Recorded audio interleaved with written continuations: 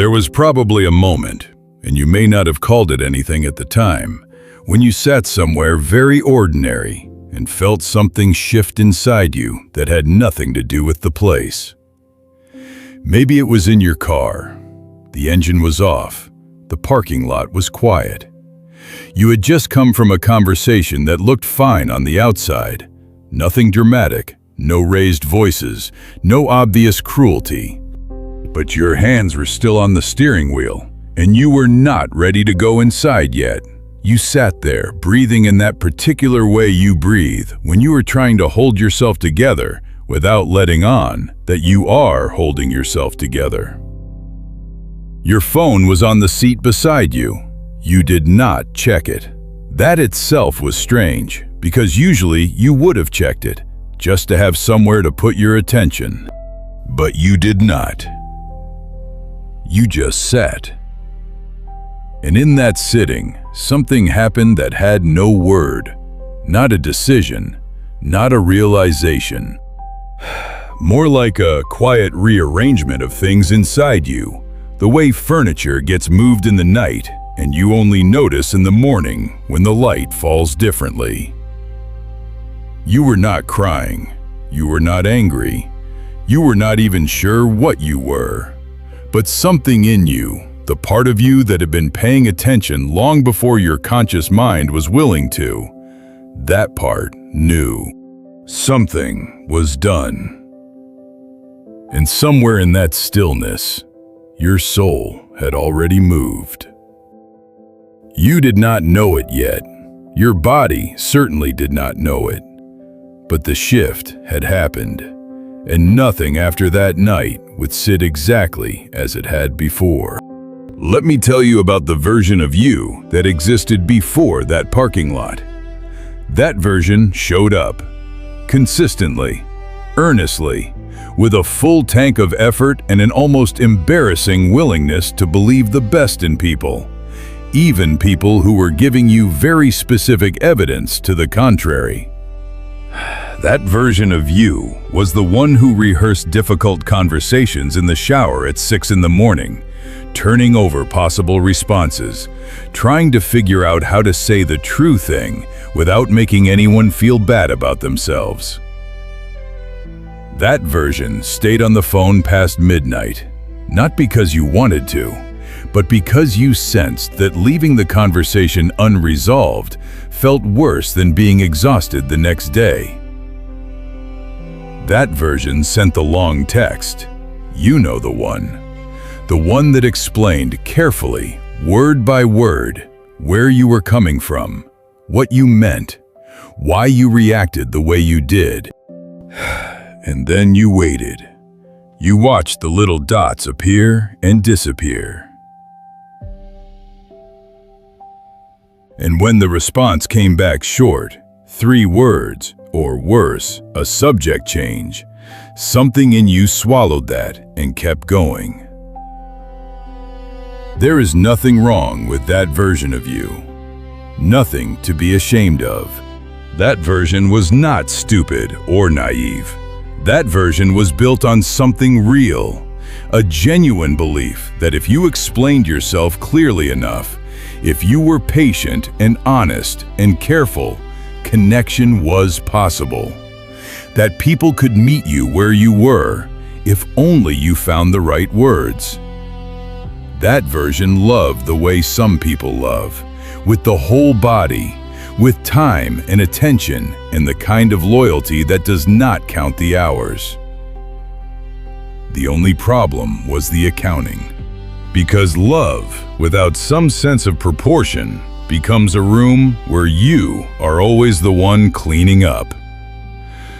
And eventually, even if you never say it out loud, you start to notice that the room is only tidy when you are the one who makes it tidy.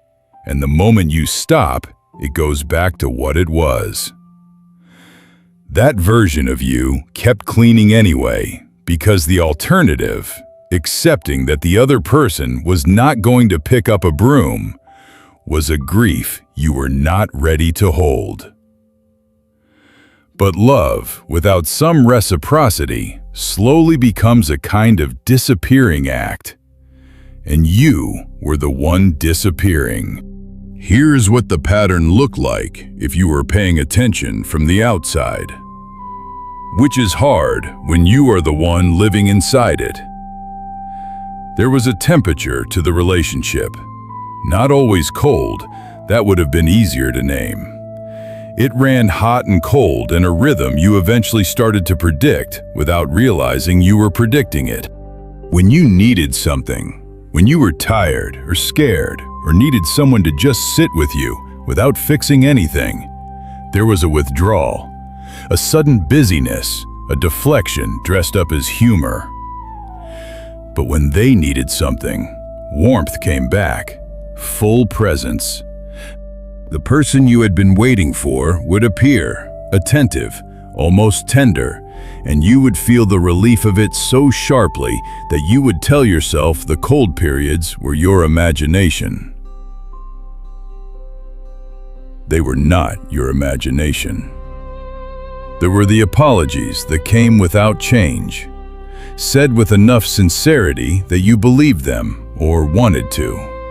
But the same thing would happen 2 weeks later, slightly repackaged, and you would find yourself having a version of the same conversation you had already had 3 times before, thinking, why does this keep starting over? There was the way your instincts got managed. Not through obvious gaslighting, not necessarily. Sometimes it was subtler, a slight eye roll when you brought something up. You're so sensitive, delivered just lightly enough that it could be passed off as teasing. A way of receiving your concern that made you feel, by the end of the conversation, like the concern itself was the problem. Like you had introduced drama into something that was fine before you opened your mouth.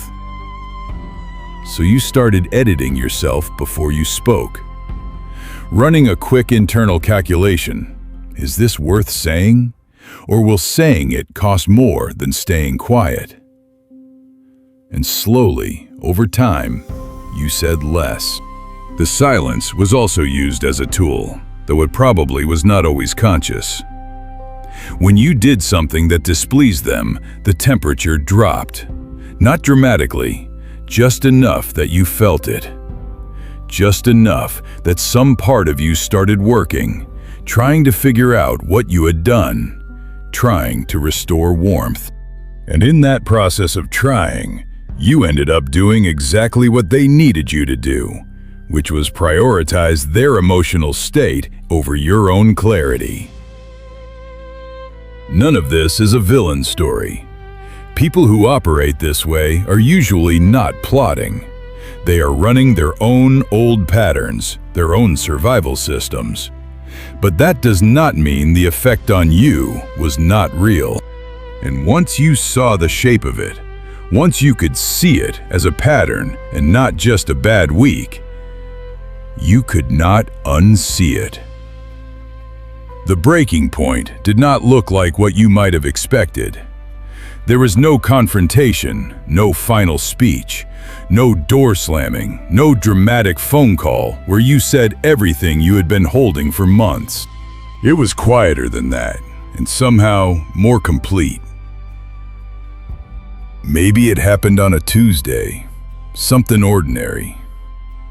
They texted, and you looked at the message, and you noticed that your body did not do the thing it used to do. The small internal lurch, that reflex you had when their name appeared on your screen, the one that was half hope and half anxiety, that reflex did not happen. You just looked at the message. And you thought, I don't have the energy for this version of this conversation anymore. Not in a cold way, more like a person who has walked a very long road and simply stops, not in defeat, but in recognition. You put the phone face down on the table. You did not type back immediately. You did not think about what they would think of the delay. You just sat there, and it was quiet, and for the first time in a long time, you did not feel the need to fill the quiet with action. That was the moment. That was the breaking point that looked from the outside like nothing at all. You did not become cold. That is not what happened. Coldness is a kind of hardening, a closing off, a decision to stop feeling. This was different. This was more like finally being honest with yourself about what you had already known for longer than you wanted to admit. You became loyal to yourself. That is the shift. Not against anyone else, not as a weapon, just as a simple, quiet, revolutionary act. The decision to stop betraying your own experience in order to maintain a peace that was only peaceful on the surface. The old you would have typed something back within minutes, something careful, something calibrated to smooth the energy between you. The new you sat with a cup of tea that got cold, and you were okay. But here is the part that no one talks about enough. Your soul moved on. It really did. Something in you resolved, or at least started resolving. The mental loops got shorter. You stopped rehearsing conversations. You started sleeping past 4 a.m. The thing you grieved was real, and the grief started finding its shape. And yet, your body did not get the memo. You would be fine, genuinely fine, thinking about something completely unrelated, and then your phone would make a sound, any sound, and your chest would tighten. Not because the notification was from them, just because your nervous system had learned, over months or years, that incoming sounds sometimes meant incoming difficulty. And that lesson does not get unlearned on the same timeline as the conscious decision to move forward. You would be in a conversation with someone who cared about you, someone safe, and you would notice yourself choosing words very carefully, bracing slightly, waiting for the moment when something you said landed wrong. The moment never came, but you kept waiting for it anyway. You would have a good week, genuinely good, and then one morning you would wake up with that old dread sitting on your chest like a weight. The low-grade vigilance that used to be your baseline, back again for no obvious reason. That is not a sign that you have not healed. That is not evidence that you are still stuck, still weak, still attached to something you should have let go of by now. That is what a nervous system does when it has been trained over a long period of time to expect disruption.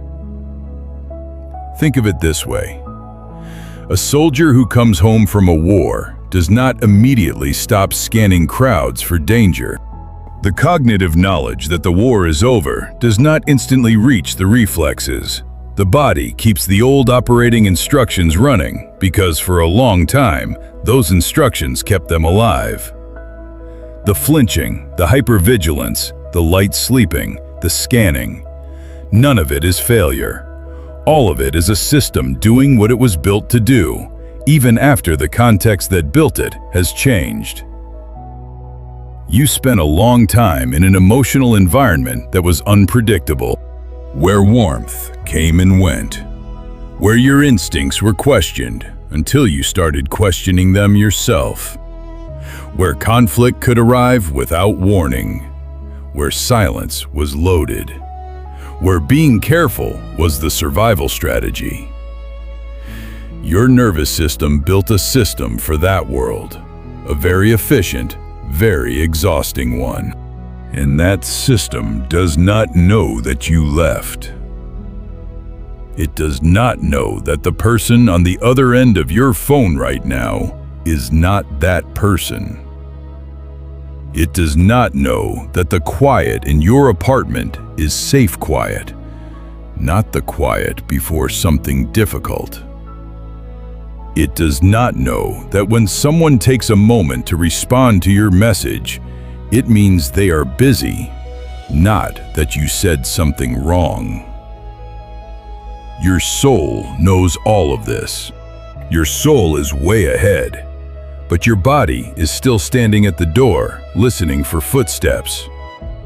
This is the gap between who you have become and the system that is still running the old version of you. And this gap is not a character flaw. It is not proof that you did not really heal. It is just the delay between the awareness and the body, and that delay can be crossed. But only gently, only with patience. Only if you stop treating your own nervous system like an inconvenience and start treating it like something that was doing its absolute best. People who met you before that parking lot and then met you sometime after it probably noticed something had changed, even if they could not name what. You got quieter in certain rooms. Not withdrawn, just less willing to fill every silence with reassurance. You stopped over-explaining. When someone said something that landed wrong, you paused before responding. And that pause confused some people, because the old you would have immediately softened, immediately offered a different angle, immediately worked to close the gap. The new you sat with the pause. Let it be there. You stopped being available in the same way. Not unreachable, just not always on, not always ready to process someone else's feelings while your own were waiting in the hall. Some people respected this immediately. Some people did not know what to do with it. A few of them pushed, in the way that people push when the limits of someone they relied on suddenly become visible. They used words like distant or different, and you heard those words and did not rush to fix them. That is new. That is the version of you that your soul was building quietly through all of that. The thing they were reacting to, whether they knew it or not, was this. You stopped being easy to override. The version of you they had access to, the one that could be redirected with a look, worn down with a silence, pulled back in with just enough warmth, that version was no longer the one who showed up to the conversation. And if they find that unsettling, that confusion is information. It tells you what the old dynamic was built on. You are not cold. You are not punishing anyone. You are just no longer performing availability you do not feel, calm you do not have, certainty you did not arrive at. The performance took too much out of you and gave too little back, and at some point you stopped being willing to run it. They prepared for the old you to show up. The old you did not. The new chapter did not begin with a declaration. There was no morning where you woke up and felt fully free, fully clear, fully yourself again, all at once.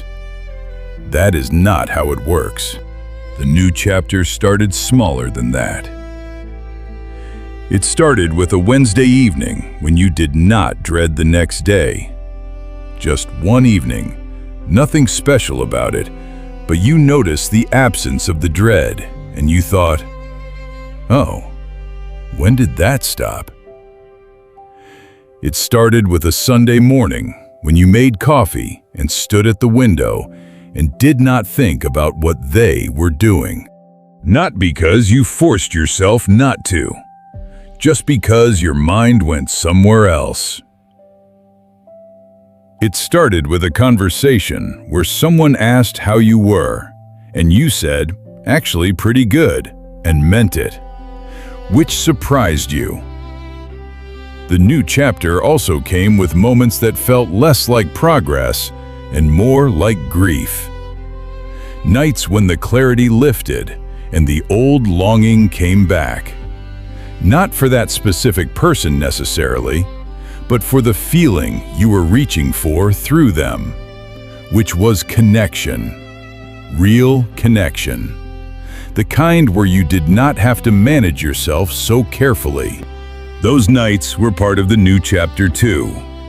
You were allowed to grieve what you wanted and did not get. You were allowed to sit with the sadness of that without letting it mean that nothing had changed. Because things had changed. They just changed in the direction of something quieter than you expected. You stopped checking your phone with that particular urgency. The urgency had been running for so long, you stopped noticing it. The way you stop noticing a noise that has been in the background for years. And when it lifted, there was a strangeness to the quiet of it, almost too calm. But calm. You stopped flinching at the beginning of certain conversations, not all at once, but there were mornings when you got through an entire hour without your body bracing. You started being able to feel when a room was safe and actually let yourself rest in that instead of waiting for the safety to be revoked. That is the work no one sees. The slow retraining of a body that spent too long in alert mode. The gentle repetition of evidence. This person is consistent. This place is calm. That sound is just the neighbor. You are not in danger. Your breakthrough did not begin with applause. It began with the first week you stopped needing an answer from someone who kept you in a state of confusion. It began when you realized that calm was not boring. That calm was what you had been trying to get to all along. So let me tell you what you are becoming. Not who you will be when everything is finally figured out, because that framing is a trap. But who you are already in this moment, even with the nervous system that is still catching up. You are someone who loved deeply and got hurt by it, and did not let the hurt teach you that love is not worth it. You kept your tenderness. That is not a small thing. A lot of people who go through what you went through close off, shut down, build walls so thick that eventually they cannot feel anything at all. You did not do that. You are still here, still open, just less willing to hand your openness over to people who will not hold it carefully. You are someone who can now tell the difference, physically, between tension and love. Because you learned what it felt like to confuse them. The shortness of breath when they went quiet, the hyper-awareness of their mood, the constant small monitoring of whether things were okay. That was not love. That was fear. And you know that now, in your body, not just in your head. You can sit with someone's silence without immediately trying to fill it or fix it. You can say a hard thing and let the other person sit with it instead of rushing to take it back. You can leave a room and trust that your presence will not unravel the moment you are gone. You can forgive, genuinely, without that forgiveness meaning you return. You can remember without living there. You are not fully out of survival mode yet. Some days the old system still boots up before you are even awake. But you are learning to notice it now, to recognize it for what it is. An old program running in a new situation. And instead of obeying it automatically, you are learning to say quietly to your own body, "We are safe here. You can rest. The war we were fighting is done." That is not a small thing either. If this found you today, I want you to hear this, not as a conclusion, but as a confirmation of something you have probably been feeling for a while without having language for it. You are not broken because you still flinch sometimes. You are not stuck because your body has not fully caught up with where your spirit already is. The gap between your healing and your nervous system's learning curve is not evidence of failure. It is evidence of how long you held on, how much you carried, and how seriously your system took the job of keeping you safe. The job now is not to punish yourself for the lag. The job is to keep providing evidence, to keep choosing environments and people who are consistent, where your body can slowly learn that this is what is real now, where you can feel over and over what it is like to be in a room where no one's warmth is conditional, where the silence is just silence, where you can say what is true and not brace for the landing. That repetition is the healing that happens after the decision to heal, and it takes as long as it takes. You do not get to rush it, but you also do not have to be afraid of it. If someone in your life needs this today, send it to them. Not as a diagnosis, just as company. The kind of company that says, I see what you are carrying. I know you are not done yet. I know the body remembers things the mind has tried to move past. And I want you to know that this gap you are living in right now is not permanent. It is a threshold, and you are already crossing it. Drop a comment if something in this landed for you. Something like, I'm still crossing, or the body remembers, or simply, I hear this. Your words in the comments become company for the next person who watches this alone at midnight, wondering why they are still flinching at things that should not scare them anymore. Subscribe if you want to keep going with this work. There is more. There is always more. And for now, this is enough. You showed up today. That counts. May you never again mistake exhaustion for love, or chaos for connection, or someone else's need for your silence as evidence that you are too much. You are not too much. You are someone whose body is still learning that it is finally safe to be exactly the right amount.